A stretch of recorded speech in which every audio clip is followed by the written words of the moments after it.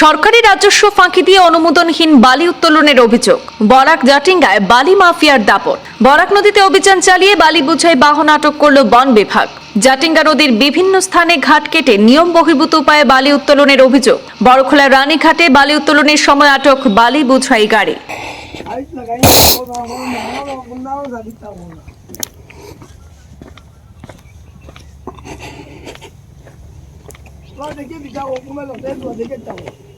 দীর্ঘদিন ধরে দিনরাত একাকার করে বালি পাচারের অভিযোগ উঠে আসছিল একাংশের বিরুদ্ধে। মহাল ও চালান ছাড়া অবাধে চলছিল বালি উত্তোলন এবং পরিবহনের অভিযোগ। জাটিঙ্গা নদীর বিভিন্ন স্থানে ঘাট কেটে নিয়ম বহির্ভূত উপায়ে বালি উত্তোলনের অভিযোগ উঠে এসেছিল, আর এতে এক প্রকার নীরব ভূমিকায় ছিল বন বিভাগ, এমনটাই দাবি স্থানীয় মহলের।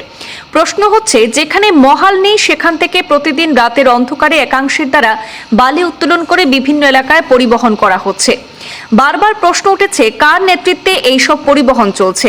বন বিভাগ এদের বিরুদ্ধে কি ব্যবস্থা গ্রহণ করবে, নাকি সমঝোতার অভিযোগে এইসব কার্যকলাপ অব্যাহত থাকবে? রাত হলেই ভাঙারপাড় পুলিশের নাকের ডগা দিয়ে বালি পরিবহন চললেও এক প্রকার নীরব ভূমিকায় থাকে পুলিশ বলে অভিযোগ উঠেছে। প্রশ্ন হচ্ছে, বিনা মহালে এইসব বালি কার মদতে পরিবহন হচ্ছে? কেন এতদিন নীরব ভূমিকায় ছিল বন বিভাগ? সেই প্রশ্ন তুলছেন স্থানীয়রা।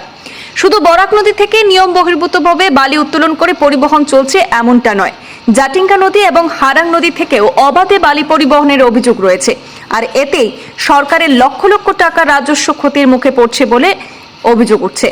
এবার একটু দেরিতে হলেও বন বিভাগের জাটিঙ্গা বিট নড়ে চড়ে বসেছে। দীর্ঘদিনের অভিযোগের ভিত্তিতে বুধবার কাছাড়ের বড়খোলা বিধানসভা কেন্দ্রের গছরা এলাকায় বরাক নদী থেকে বালি উত্তোলনের সময় হাতে নাতে একটি গাড়ি আটক করেছে বন বিভাগ।